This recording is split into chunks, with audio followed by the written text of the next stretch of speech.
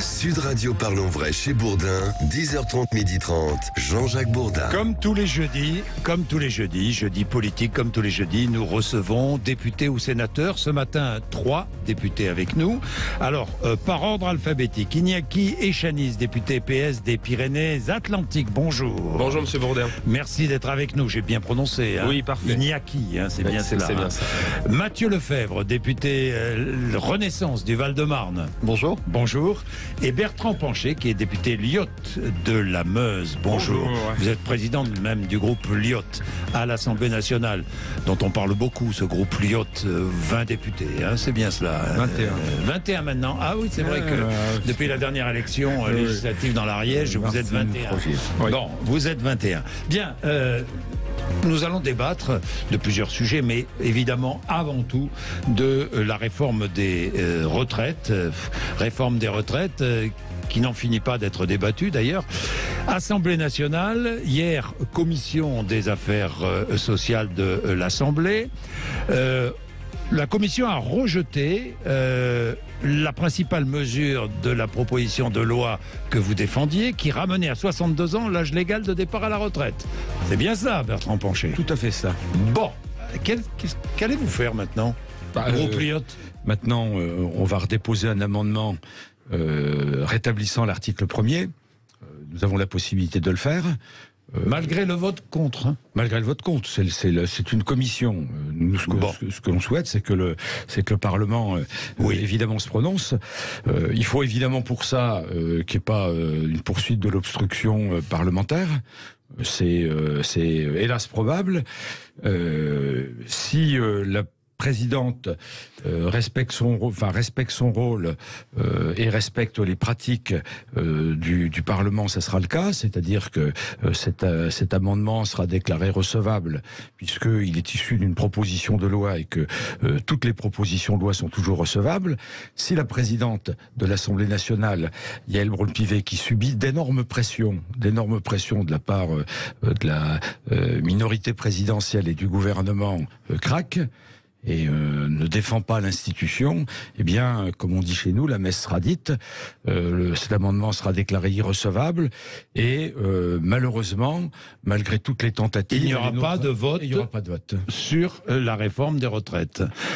Amendement, donc c'est la présidente de l'Assemblée nationale qui peut bloquer cet amendement, on est bien d'accord, c'est l'article 40 de la Constitution, blocage de cet amendement qui... dit la majorité, crée une aggravation de la charge publique, la charge financière publique. C'est la raison invoquée.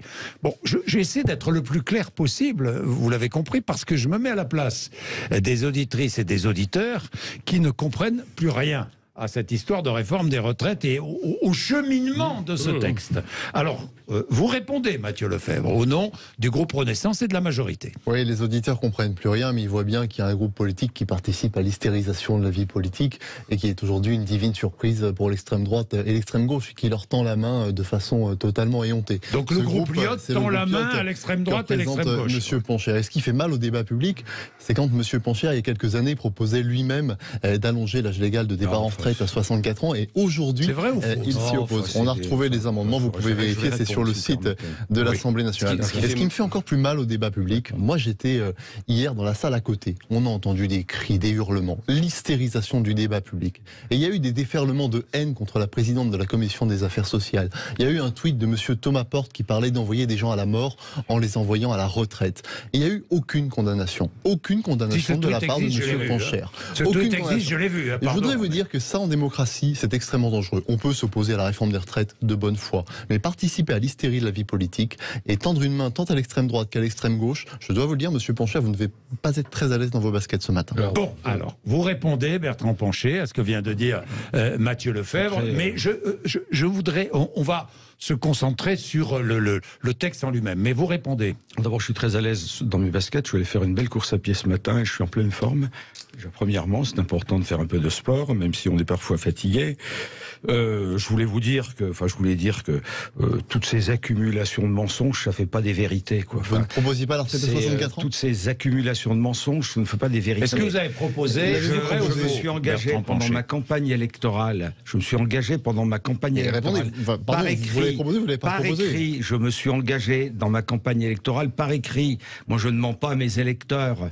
Je me suis engagé. J'ai un amendement. Non, mais écoutez, M. Poncher, retraite à 64 ans. Je me suis engagé pendant cette campagne électorale auprès de mes électeurs à ne pas participer à un allongement de l'âge légal tel qu'il était annoncé par Emmanuel Macron. Est-ce que vous l'avez proposé au préalable, M. Poncher ?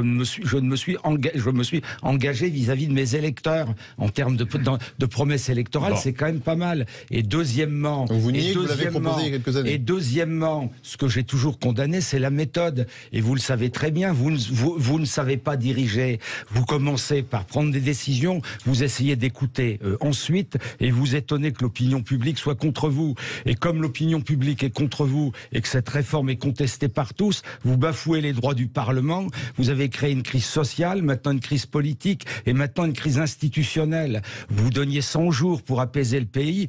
Chapeau, chapeau. Et vous voulez aller avec Marine Le Pen, vous voulez mettre le feu à notre pays? Vous êtes minoritaire. Vous êtes minoritaire. Puisque vous êtes minoritaire, faites en sorte de travailler avec tout le monde. Bien. Ce qui fait mal aujourd'hui à nos institutions... Iñaki Echaniz, député socialiste. Ce qui fait mal aujourd'hui à nos institutions, à notre démocratie, c'est les pratiques de la minorité présidentielle qui empêchent les parlementaires qui représentent le peuple à voter. C'est extraordinaire ce pays parce qu'on a une minorité présidentielle et une minorité oppositionnelle. On a un député qui a déposé 20 000 amendements et qui parle d'obstruction pour les autres. Ça aussi, c'est extraordinaire. Non, mais vous empêchez un vote, monsieur. Qui a empêché le vote? Mais vous. C'est vos 20 000 amendements. Vous avez tout fait. Vous avez utilisé tous les stratagèmes. Vous avez réfléchi, vous avez fouillé dans les moindres recoins pour empêcher les parlementaires de voter. Vous avez l'ensemble des organisations syndicales qui sont contre vous. Vous avez une majorité écrasante des Français qui sont contre vous. Vous avez une majorité des parlementaires qui sont contre vous. Si vous aviez un peu de courage et si vous étiez sûr de vous, il fallait aller au vote. Il n'y a pas eu de vote hier, pardon, excusez-moi, il n'y a pas eu de vote hier. Mais en commission, c'est pas la même chose que dans l'hémicycle. Il y a des députés de second ordre. Le vote ne vous plaît pas, donc c'est pas un bon vote. C'est pas la même chose parce que vous avez organisé le placement. Hier, il y a eu un vote pour refuser l'abrogation. Il y a eu un vote de la commission des affaires sociales. C'est pas ce que je dis, les équilibres ne sont pas les mêmes en commission. Les équilibres ne sont pas les mêmes. Les équilibres ne sont pas respectés en commission. Mais si vous étiez si sûr de vous, pourquoi ne pas avoir été au vote dans l'hémicycle? Mais maintenant, c'est dépassé le vote. Pourquoi on a déjà débattu. Moi, je vous pose une autre question parce que j'écoute l'opinion publique qui commence à se lasser de cette histoire de réforme des retraites. Oui. Je vous l'ai dit des deux côtés, hein, que ce soit pour ceux qui la défendent ou que ce soit ceux qui l'opposent. Non, qui s'y opposent, si, commence à se lasser. Est-ce que c'est pas aujourd'hui un combat d'arrière-garde? Écoutez, se battre pour faire en sorte que notre démocratie fonctionne, c'est un combat d'arrière-garde, il vaut mieux qu'on arrête tout, quoi. Je crois que le combat que nous menons actuellement, il prendra date. Si nous baissons les bras et si nous faisons en sorte que ce Parlement soit bafoué et que quand moi je reviens dans ma circonscription, je sois face à des électeurs qui me disent, vous savez, on a déjà eu du mal à se déplacer pour voter, mais vous voyez bien que vous servez à rien puisque vous proposez quelque chose, c'est même pas débattu à l'Assemblée nationale. Mais dans quel pays on se trouve, quoi? Notre démocratie, c'est notre bien le plus cher. Nous devons vraiment le préserver. Et ce combat, nous allons le mener jusqu'au bout. On a encore à une semaine pour convaincre notre présidente de l'Assemblée nationale qui est là pour garantir les institutions. J'espère qu'elle ne va pas craquer. Alors, si la présidente de l'Assemblée nationale bloque en faisant jouer l'article 40 de la Constitution, vous faites quoi? Qu'est-ce que vous voulez? On sera allé jusqu'au bout.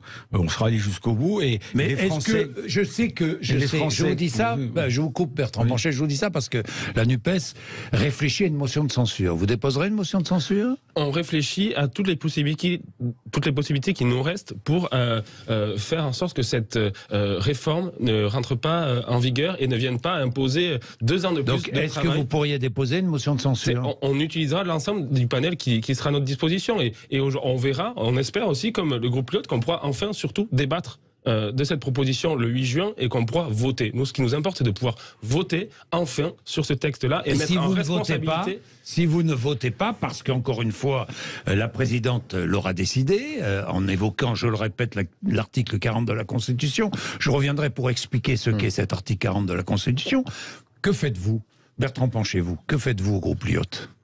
Vous déposez une motion de censure? Écoutez, on a déjà est-ce que vous respectez une décision on a déjà déposé, je sais. Mais respectez, arrêtez de nous entraîner vers dans ce chemin, chers c'est vrai que le droit, ça vous fait un petit peu de mal. C'est pas une question de respecter. Le Parlement s'est jamais prononcé. Vous voulez pas respecter parce que vous avez toujours utilisé la boîte à outils, tous les moyens d'obstruction. Tout ça avec un Conseil constitutionnel qui est tout, sauf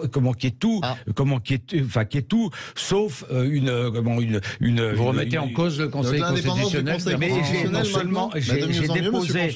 C'est tout sauf une Cour constitutionnelle.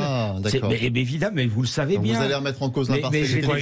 J'ai d'ailleurs déposé une proposition de loi pour remettre en question, pour modifier la composition, du Conseil constitutionnel, de façon à faire en sorte que le Conseil constitutionnel soit comme toutes les cours constitutionnelles, indépendant. Vous savez comment il est nommé? Très grave. Ce qui est très grave, monsieur Poncher, c'est que vous ne respectez pas nos institutions. Vous voyez, cette remise en cause du juge constitutionnel, c'est un vrai problème pour notre pays. Vous pouvez être contre la réforme des retraites, mais vous opposez à nos institutions, vous faites beaucoup de mal à la démocratie. Mais c'est vous qui Vous parlez de vos électeurs qui n'ont plus envie d'aller aux urnes. Mais je comprends qu'ils n'aient plus envie d'aller aux urnes. Attendez, Mathieu Lefebvre, s'il vous plaît, pas tous ensemble. Si on avait appliqué l'article 40 à votre loi bien vieillir, on ne l'aurait pas débattu. Ce que vous faites, ça va être un préjudice grave pour les libertés du Parlement. Parce que nous allons plus pouvoir, en tant qu'opposition, mais vous aussi en tant que majorité, déposer des propositions de loi. Parce qu'on pourra sortir cette interprétation que vous avez de l'article 40 à toutes les sauces. Et nous ne pourrons plus débattre de rien. Et si on regarde dans l'histoire de cette mandature et de la mandature précédente, si on avait appliqué stricto sensus cet article 40, nous n'aurions débattu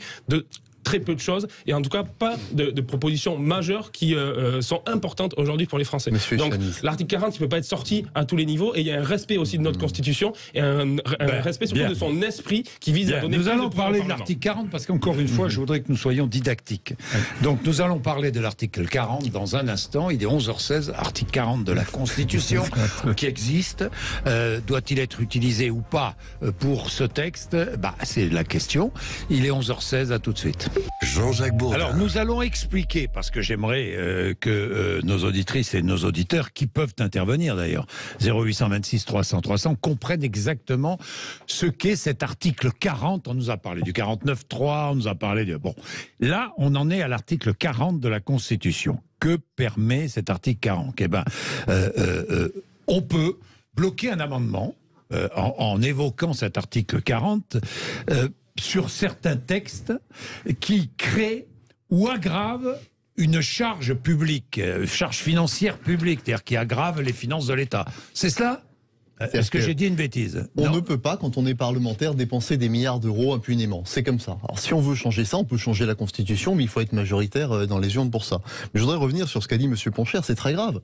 Il nous dit le Conseil constitutionnel, aujourd'hui, ne doit pas fonctionner ainsi, et il faut le changer. Oui. Pardon, mais moi, j'ai pas le droit à géométrie variable. Nos institutions, elles exigent de la rigueur, et elles exigent de la ténacité. Elles ne sont pas là pour être changées quand ça ne vous plaît pas.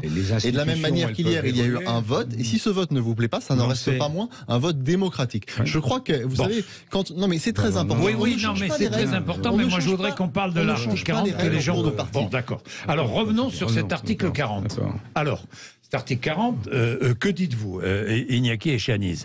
Il existe cet article. Il existe, mais il est sujet à interprétation. Et si on regarde la jurisprudence oui, mais c'est votre conception du droit. Mais c'est pas des oui mais arrêtez d'être si agressif. Alors comme ça. Si on regarde l'historique des PPL, les projets de loi, des sujets où il y a pu y avoir cette question de charge, il y a toujours eu une jurisprudence qui a fait que nous pouvions débattre de ces textes et qu'il y avait une adaptation. Bon, là, en l'occurrence, moi je pose une question. Est-ce que, en l'occurrence, la proposition de loi Lyotte crée une charge financière supplémentaire sur le budget de l'État? Elle a été jugée recevable au moment de son dépôt. C'est ça qui fait foi aujourd'hui, et donc elle doit être... Ces amendements doivent être jugés recevables. Elle crée une charge, mais comme l'ensemble des PPL que vous avez déposés aussi. Là, toutes les PPL créent une charge. Dites pas comment pensez-vous si on applique aujourd'hui cet article 40 comme ils le souhaitent, le jour où ils seront minoritaires, parce que ça va arriver, ils crieront au loup parce qu'ils ne pourront plus s'exprimer en tant qu'opposition. Ils veulent museler aujourd'hui, via cet article 40, les oppositions. Alors attendez, parce que c'est Bertrand Pancher quand même qui porte, en tant que président du groupe Lyotte, qui porte tout cela, ce texte, cet article 40. Alors Est-ce que votre texte crée une charge financière supplémentaire sur le budget de l'État? Oui, ça va créer une charge supplémentaire temporaire sur cette année, évaluée d'ailleurs par la Cour des comptes autour de 200 millions d'euros, puisque c'est ce que devrait rapporter cette réforme des retraites si elle était mise en place à partir du mois de septembre. Tout ça pour 200 millions d'euros, dites donc. Dans le courant de cette année. Bon.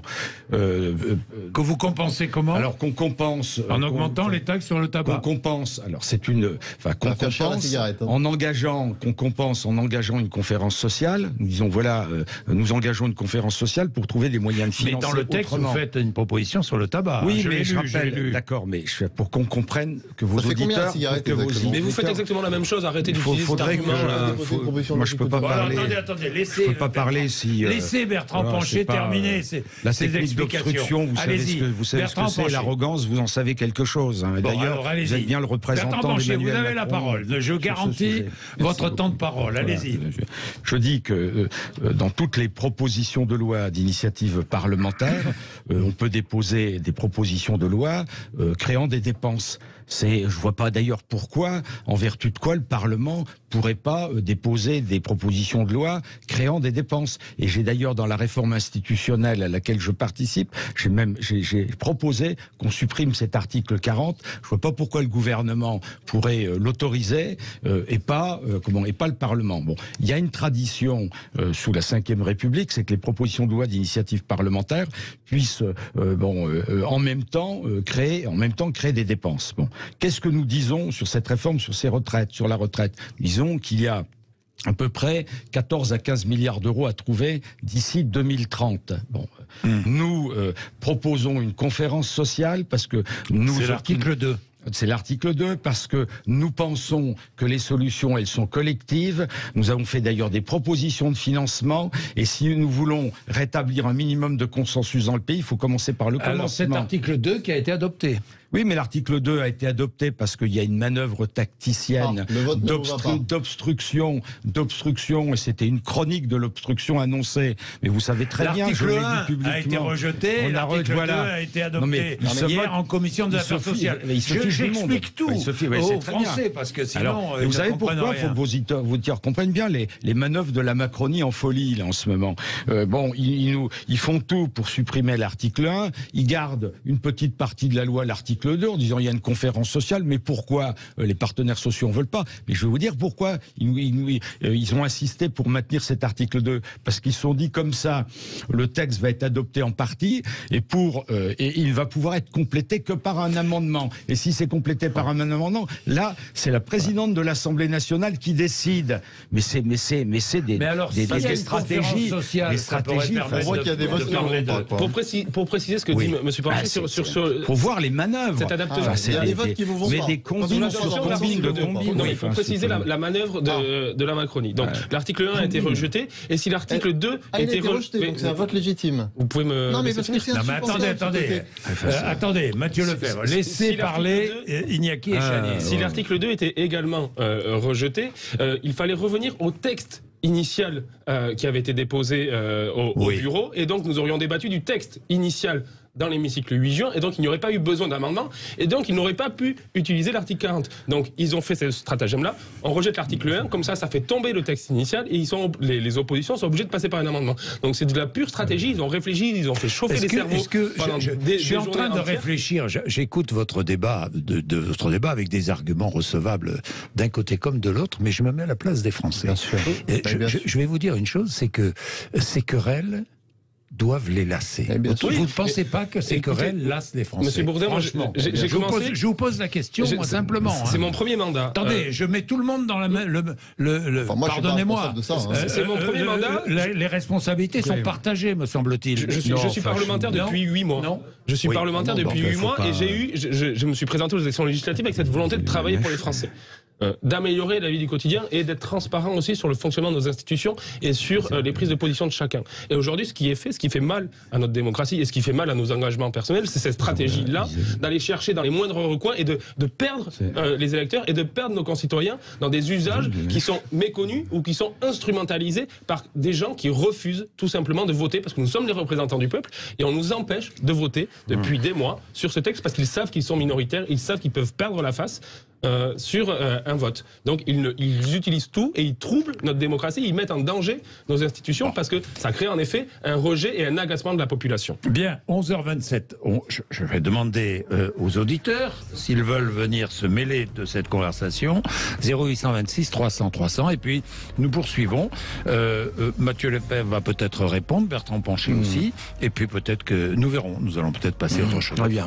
Jean-Jacques Bourdin. Bien, 11h31, nous terminons. Alors, ce débat autour de cette réforme de retraite, puisque nous allons attendre le 8, la décision de la présidente de l'Assemblée nationale, et nous verrons ensuite. Ensuite, je ne sais pas ce qui peut se passer, mais je pense que l'été arrivant, la loi ayant été promulguée, je ne vois pas ce qui peut se passer d'autre. Iñaki et Chanis, qu'est-ce qui peut se pascer d'autre après ? En tout cas, ce qui peut se passer, c'est que notre pays continue à être fracturé et à avoir ce rejet de cette réforme des retraites et cette perte de confiance de nos concitoyens en nos institutions. La loi sera appliquée. Malheureusement, c'est une possibilité. Mais il y aura toujours cette contestation de la part des concitoyens qui sont toujours, on le voit dans les sondages, toujours opposés fermement. La loi sera appliquée dans la contestation. Oui, mais est-ce que c'est ça le respect de la démocratie, d'imposer quelque chose à une majorité de Français qui sont opposés? Si Emmanuel Macron avait été le général de Gaulle, il aurait au moins appliqué l'article 3 de la Constitution. La souveraineté appartient seul au peuple qui la délègue à ses représentants, bien qui est consulté par voie de référendum. C'est l'article 3 de la Constitution.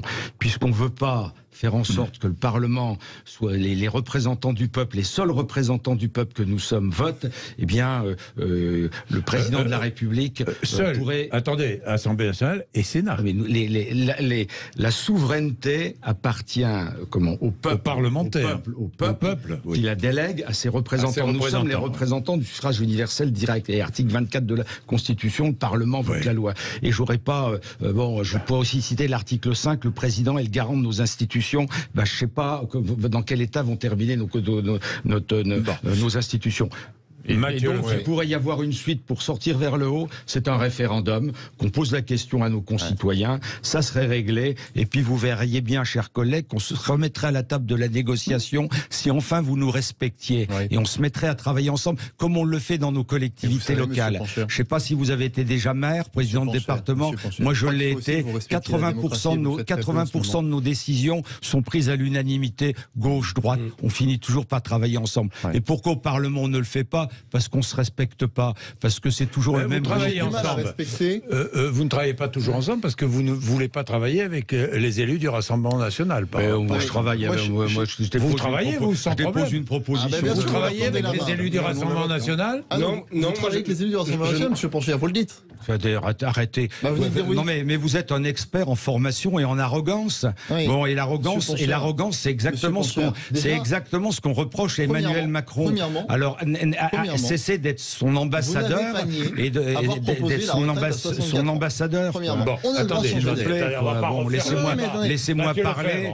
Une ânerie plus une ânerie, ça finit par être un tas d'âneries. Bon, alors laissez-moi parler, s'il vous plaît. Alors, Mathieu Lefebvre, ensuite... Des grandes leçons de démocratie, mais j'ai entendu aucune condamnation sur les outrances d'hier, aucune condamnation sur le déferlement de haine qui a eu lieu à l'endroit de la présidente de la Commission des Affaires sociales, et aucune condamnation sur le tweet de M. Thomas Porte qui est absolument honteux, premièrement.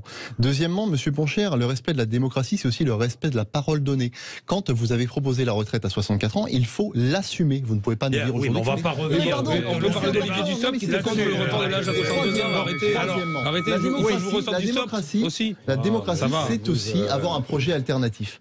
Quel est le projet alternatif de M. Pancher, si ce n'est augmenter le prix de la cigarette à 20 €? Une conférence sociale. Quel est votre projet alternatif? Vous n'avez pas de projet alternatif. Et je vais vous dire, dans le fond, M. Pancher, vous avez enfanté un monstre qui tente tend la main à la fois à l'extrême droite et à l'extrême gauche, et vous venez d'avouer que vous êtes prêt à tendre la main à l'extrême droite. C'est votre souhait. D'ailleurs, vous déposez une motion de censure transpartisane, une motion de censure transpartisane dont le seul but c'est de faire tomber le gouvernement. Mais il y a une majorité de rejet, mais il n'y a pas de majorité de projet. Vous n'avez aucun projet pour la France. Alors, vous ne voulez pas travailler avec le Rassemblement national. Il n'y avait pas question. Moi, mon parcours personnel et politique me fait que je ne peux pas, en effet, je ne peux pas travailler avec un parti qui prône la haine, qui prône le racisme, qui prône l'antisémitisme. Mais vous pouvez voter de la même manière. Alors, moi, je n'ai jamais, et le groupe socialiste n'a jamais voté un amendement qui venait, ou un texte qui venait du Rassemblement national. On ne peut pas les empêcher de voter pour une proposition, mais moi, je n'ai jamais pris part au vote sur quelque chose qui vient du Rassemblement national, et j'ai du mal à entendre les leçons de morale de la Macronie à M. Pancher sur le Rassemblement national, sachant que c'est eux qui ont installé 2 vice-présidents au perchoir de l'Assemblée nationale, c'est eux qui s'appuient sur le Rassemblement national pour faire passer des textes. Je vous rappelle les propos de M. Mélenchon. Attendez, je ne veux pas défendre le Rassemblement national, mais quand on a 89 députés, quand on a 89 députés, il est normal qu'on ait au moins une vice-présidence, non ? Oui, mais qui ne viennent pas dire qu'ils n'ont... moi, je ne sais pas, moi. Je me souviens de ce qu'a dit M. Mélenchon. Il nous disait, motion de censure, plus que 50 voix pour arriver à faire tomber le gouvernement. Vous additionnez quelle voix exactement? Pas celle des gens du Rassemblement national? Je ne suis pas, monsieur... vous êtes de la NUPES, vous êtes socialiste, vous êtes de la NUPES, vous assumez ce que dit votre gourou, c'est pas très grave. Mais c'est pas mon gourou, mais vous êtes dans la caricature, mais c'est dingue quand même. Mais vous savez... Vous êtes d'un mépris, d'une caricature envers les gens qui ne sont pas d'accord avec vous. C'est vous qui pourrissez la vie publique. Vous cherchez une majorité de rejet avec le Rassemblement national.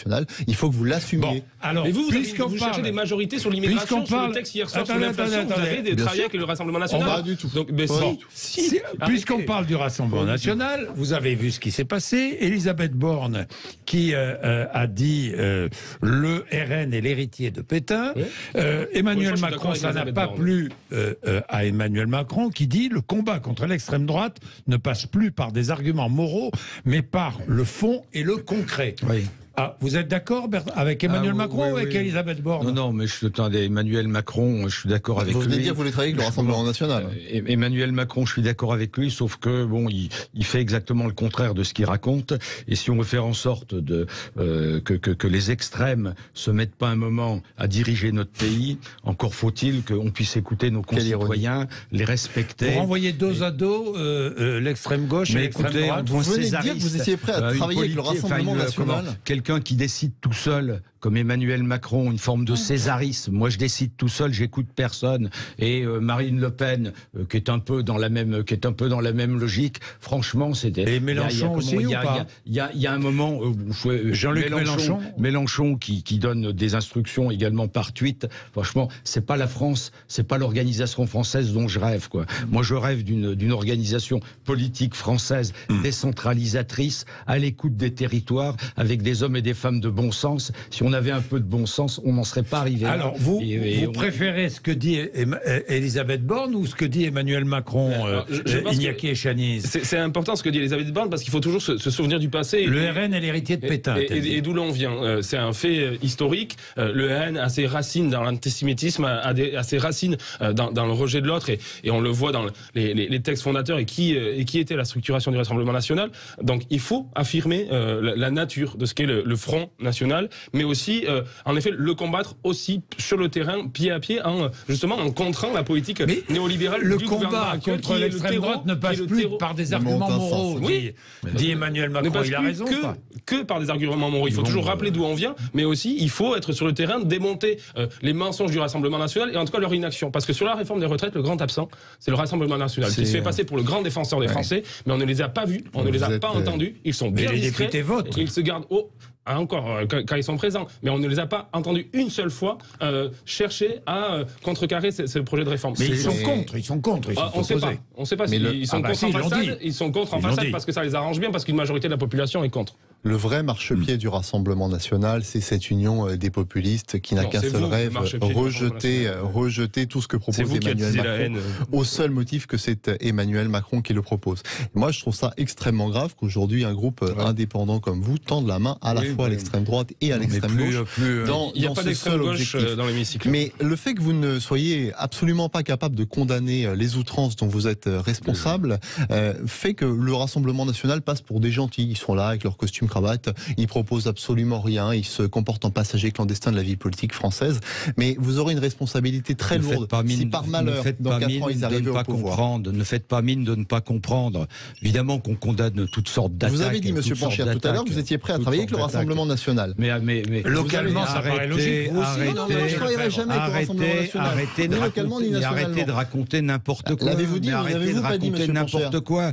J'ai dit que nous déposions des propositions de loi qui étaient soutenues par la droite de la droite et parfois par la gauche de la gauche, et que tout ça, c'était le jeu démocratique normal. Ça ne vous pose donc aucun problème que de soutenir le Rassemblement national. Moi, ça me pose un problème. C'est que vous êtes minoritaire, vous ne voulez pas vous rendre compte que vous êtes minoritaire, et vous continuez. Mais moi, je rêve d'un président à l'écoute, et j'ai fini de rêver d'une majorité relative comme vous à l'écoute, parce qu'en écoutant, en débattant avec des personnes comme vous, je me demande si on va finalement réussir à le faire un jour.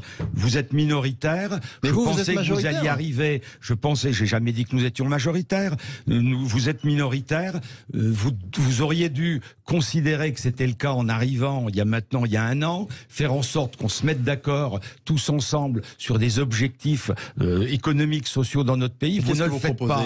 Vous ne le faites pas. Vous ne le faites pas. Vous proposez la cigarette à 20 €. Je propose déjà un renouvellement de notre démocratie. Je propose d'abord qu'on écoute le Parlement. Je propose un choc de décentralisation, un choc d'écoute. Je propose des référendums. Et d'ailleurs, c'est la Constitution qui nous l'indique. Je propose un rééquilibrage du Parlement. Et vous faites tout le contraire. Vous faites tout le contraire. Une convention sociale et une meilleure répartition des richesses. Comment voulez-vous que notre pays fonctionne avec des gens comme vous au pouvoir et aussi fermés? C'est pas possible. Alors, puisqu'on parle de fin de vie, puisque vous avez mis le sujet sur le tapis, Iñaki Echaniz, on va en parler juste après la pub, parce que je voudrais quand même fin de vie et emploi.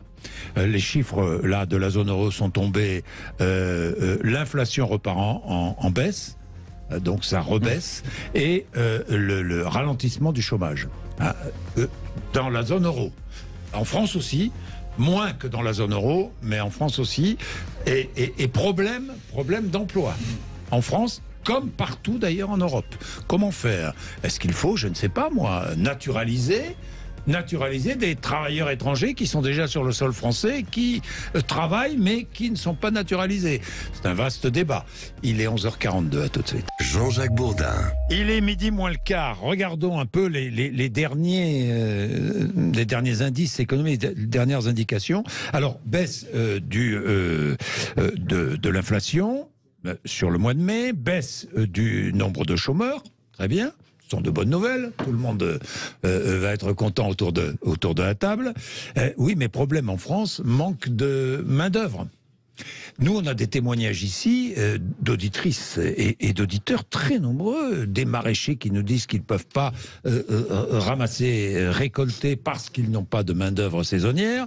Nous avons aussi des restaurateurs, des hôteliers qui nous disent on ne sait pas comment on va faire pour cet été, et même certains d'entre eux qui disent on va peut-être être obligé de fermer certains jours ou de raccourcir l'amplitude horaire. Que faire ? Que faire? Alors, Iñaki Echaniz, que faire? Alors, moi je viens d'un territoire, le Pays Basque, qui est bien connu pour son tourisme. Par ça. On est touché par ça, et on est touché par un des facteurs de cette pénurie de manœuvre, qui est la question du logement.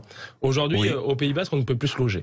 Parce que l'ensemble du marché immobilier est touché par la spéculation et la surenchère, et par la question du tourisme et par les plateformes. Et par les plateformes. On a aujourd'hui ce déséquilibre-là où les gens qui habitent à l'année sur nos territoires, du 1er janvier au 31 décembre, ne peuvent plus se loger. Et sur la question du tourisme, on a des professionnels du tourisme qui n'arrivent pas à recruter parce qu'ils ne peuvent plus loger leurs saisonniers. Donc on est arrivé à ce plafond de verre du tourisme, d'un tourisme incontrôlé, qui fait qu'on n'arrive même pas à répondre à l'offre parce que nos territoires sont saturés. On avait, dans le sens du compromis, parce que parfois on y arrive, fait un texte avec le groupe Renaissance et le groupe socialiste que je portais avec Anaïg Lemer, député du Finistère, qui visait à commencer à régler la question du logement, qui est un peu la grande oubliée. Que disait le texte? Comment la régler? De revoir la fiscalité sur le logement, notamment parce qu'aujourd'hui on a un abattement de 71% quand on fait du meublé de tourisme. Alors que quand on loue à l'année, on n'a que 30%. Donc c'était de rééquilibrer cette question-là. C'était de donner plus de pouvoir aux collectivités en termes de décentralisation pour avoir un regard sur les changements d'usage et sur les destinations faites aux habitations pour éviter que tout parte dans le tourisme et qu'on puisse faire un équilibre entre location saisonnière, location pour les saisonniers et location à l'année dans les territoires. Ce texte, il avait été co-construit.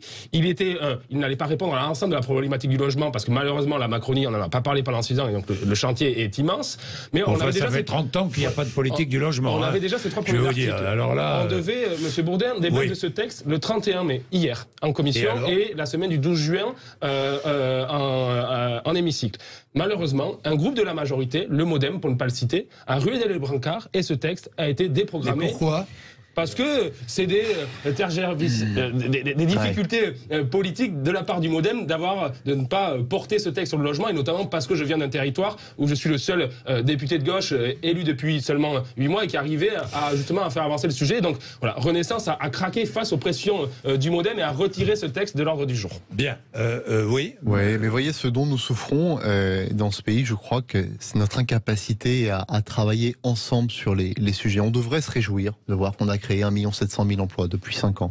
On devrait se réjouir de voir qu'on recrée des emplois industriels dans notre pays. Mais on ne se réjouit pas de ne pas trouver de main-d'œuvre. Oui, bien sûr. Et on ne se réjouit pas de ne pas pouvoir loger, de ne pas pouvoir loger et les saisonniers et les jeunes, des régions touristiques. Pendant des années, j'ai entendu le ministre du Travail, singulièrement sous François Hollande, veut dire à la radio, nous expliquer que ce mois-ci, il y avait encore X milliers de chômeurs en plus. Donc on devrait pouvoir s'en réjouir et essayer de travailler ensemble pour atteindre le plein emploi. Et moi, je suis tout à fait prêt à travailler avec vous, Monsieur Chény, sur ce sujet. Et de ce point de vue, la proposition dont vous parlez sera évidemment mise à l'ordre du jour. Et il n'est pas trop tard pour bien faire, il n'est pas trop tard pour la reporter. Elle sera mise à l'ordre du jour. C'est déjà une bonne nouvelle. Mais vraiment, essayons. Parce que c'est 6 mois de retard et c'est une crise qui s'enfonce 6 mois de plus. Sur ces sujets de travailler ensemble, sur les grands équilibres du pays. C'est ce qu'on a fait, vous avez rompu sur le chômage, sur la formation professionnelle, sur le projet de loi Industrie Verte, Monsieur Chaniz. Allez-vous voter en sa faveur? Allez-vous contribuer à nous aider à faire en sorte qu'on retrouve des emplois industriels dans notre pays comme nous l'avons déjà fait? Ça va dépendre de vous et du poids que vous donnez à vos oppositions et à l'écoute que vous abordez. C'est pas une question politique politicienne. Là, on parle d'industrie verte. Moi, ce que je souhaite, c'est que demain, il y ait plus d'industrie dans notre pays et plus d'ouvriers industriels, qu'on retrouve cet art de la main, cet art essentiel. Pendant des années, on a dit l'industrie, ça sert à rien, il faut une économie de service. Essayons de travailler ensemble pour qu'on ait plus d'industrie dans notre pays. On est prêt au compromis, mais du moment où on nous écoute. Je vais citer l'exemple d'hier soir, où nous avions un texte sur l'augmentation des prix des loyers, justement, et où la majorité disait on va reproduire le blocage à 3,5% au maximum d'augmentation. Nous disions 3,5% c'est trop parce que ça fait une augmentation de 7,12% sur 2 ans et que c'est au-delà de l'inflation. Donc nous demandions un geste de la part de la majorité. Notre proposition de base c'était de geler les loyers pendant 1 an et après on s'est dit on va justement travailler le compromis, on va passer à 2% maximum. On s'est dit ils vont nous suivre, ils vont nous écouter, on va trouver ce fameux compromis qui nous vendent depuis des mois et puis ça a été une fin de non-recevoir. Sur l'emploi. Oui, alors d'abord, pas d'excès de triomphalisme. Il faut quand même pas exagérer. Faut pas exagérer. Cocorico, quoi. Chômage baisse partout en Europe. Il baisse en France, tant mieux. On a d'ailleurs un taux de chômage, et vous le savez bien, qui est supérieur à la moyenne européenne. Première observation. Deuxième, le chômage baisse de la même façon partout. Arrêtez de raconter. Le chômage baisse. La précarité augmente. On n'a jamais eu autant de déficit du commerce extérieur depuis que vous êtes au pouvoir. Voilà. Troisièmement, vous avez creusé la dette de 600 milliards d'euros depuis votre arrivée. Qu'est-ce qu'il fallait pas chapeau. Qu'est-ce qu'il fallait franchement, pas faire? Il fallait pas sauver les artisans, les commerçants différemment. Donc vos leçons, vous savez, soyons modestes. Qui c'est qui a voté la loi? Attendez, laissez Bertrand Pancher s'exprimer. Je reviens à l'emploi. J'ai été élu territorial pendant des années. J'observe que malheureusement, les politiques de transport, notamment en milieu rural, ça n'avance pas. C'est un vrai frein à l'embauche. Les politiques de logement, ça n'avance pas. Les politiques de rénovation thermique, c'est pareil. On sait pas où habiter. J'ajoute que on dépense plus de 30 milliards d'euros dans le domaine de la formation dans notre pays. Tout est centralisé, tellement centralisé que ça ne fonctionne pas. Redonnons le pouvoir à nos collectivités pour faire en sorte qu'on se prenne réellement en main pour mettre en place les mesures qui permettront de diminuer encore le taux du non, mais dites-moi, les chômage, collectivités ont une part de responsabilité dans le manque de logement. Mais elles n'ont aucun moyen.